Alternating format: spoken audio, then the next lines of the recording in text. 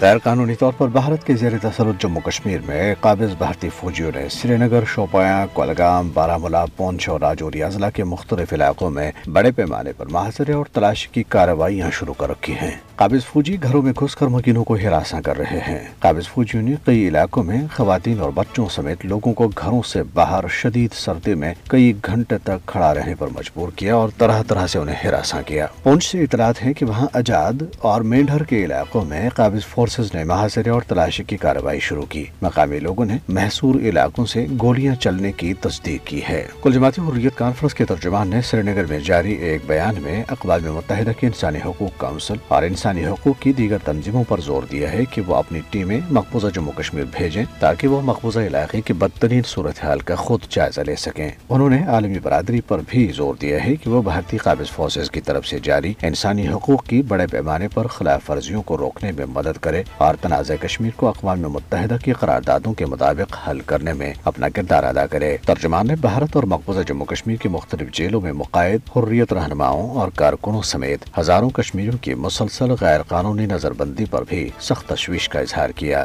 دریاسنا Kashmir media service کی طرف سے آج جاری کردہ ایک رپورٹ میں کہا گیا ہے کہ مودی حکومت کی جانب سے مختلف بہانوں سے کشمیریوں کی جائیدادیں ضبط کرنا مقبوضہ جموں کشمیر میں ایک معمول بن چکا ہے۔ بدنام زمانہ بھارتی تحقیقاتی ادارہ NIA کل جماعتی حریت کانفرنس اور جماعت اسلامی سمیت آزادی پسند کشمیری رہنماؤں اور تنظیموں کی کروڑوں روپے مالیت کی جائیدادیں پہلے ہی ضبط کر چکا ہے۔